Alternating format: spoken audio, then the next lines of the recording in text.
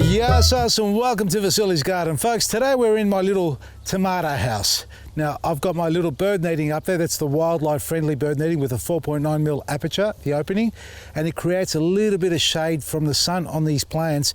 Now, I don't come in here often because I don't like handling my tomatoes too much, but now that I've just come in here, I spotted this right on the tip. How do you like that, eh? Just out of nowhere decides to start burning up on the tip. Now, this, can't tell what it is, what's caused that, but that's just on the tip there. The rest of the plant's really healthy. We might actually just cut that off completely because we don't want that to progress any further.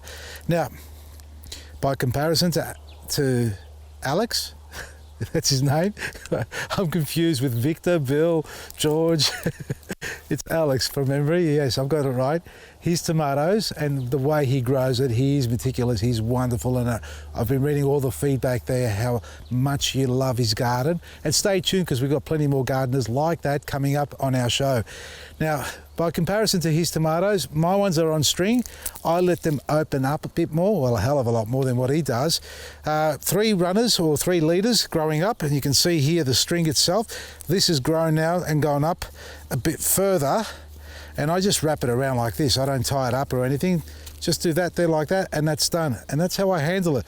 This one here as well, if you can see it, as it starts to grow past the last wind, we just go around and wrap it around a bit more, and it's done. Now, setting fruit. My microclimate's completely different to Alex's. I was going to call him George. So our flowers normally, which would set down at the bottom, haven't this year. I've only got 1 or 2 tomatoes that have actually got fruit at the bottom, but a lot of them are sort of from waist and up. But I also want to talk about these cucumbers. Now, these were topped up in the pot with soil, my planting mix, the organic planting mix. And from that day on, they've taken off. You can see how big and luscious the leaves are.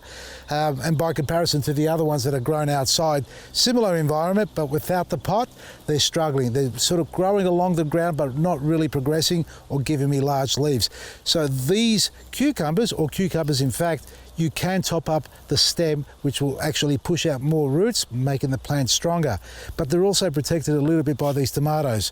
Let me show you some tomatoes. Now, one thing I did do and I didn't do early enough, I'm not sure if you can see it down here, is I applied some, have a look at that for starters. These are the big Malaka, look at that, it just fell off there. You know, we've put the black grit down, but we just haven't had the right temperature, constant temperature, and only in the last week or 2 weeks we've started to develop nice weather. We've got lots of flowers everywhere. They're setting fruit. Not every single one will set fruit. These are the big Malakas, by the way, if you want to know what you're looking at. And we've got flowers all the way up the top and more over there. And there's one, come over here. Oh, look, there's 2 now. So the big Malakas are starting to set fruit. Finally, I'm excited. But what I did do, and I started to say earlier, is that I applied some wood ash. That's nature's own potash, which helps the flowers develop better. And with the black grit, we expect them to stay on the plant longer and hopefully set fruit, as long as the weather behaves. No disease, except for 1 leaf we just saw there earlier. I am getting a little bit, I shouldn't say no disease at all, I am getting a little bit of angular leaf spot down at the bottom, and that's happening because of the watering. When I do water, a little bit of water splashes onto the leaves. So I've been removing those, and I'm going to do that just now again. Just a little bit of burning there on the tips there. See how that's happening across all there? So that there, nothing to worry about too much, but I like taking them off completely. More fruit here. Have a look at this. I'm just going to show off my big Malaka. Nowhere near as big as the one I've seen in the big Malaka tomato competition group, right? But I've got mine coming on.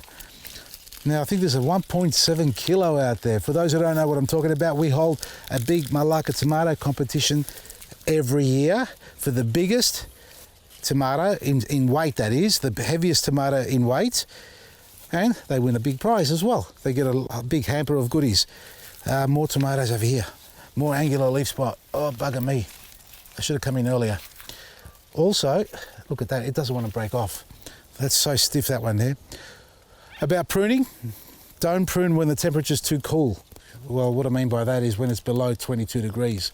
If it's any lower than that, the sap flow is not active as much in the plant, and therefore that open wound you create doesn't heal straight away. So you want to prune when it's a nice warm day, like 25 and over.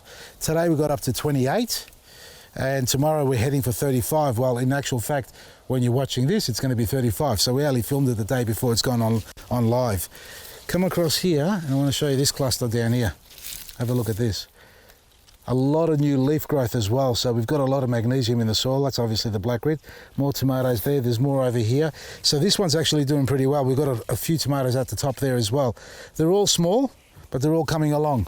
So if you're struggling with your flowers, like I've been because of the weather, the black grit, yes, and potash. Well, I actually prefer to use wood ash, which is a natural form of potash, which helps the flowers stay on the plant. Will develop flowers, better flowers on it.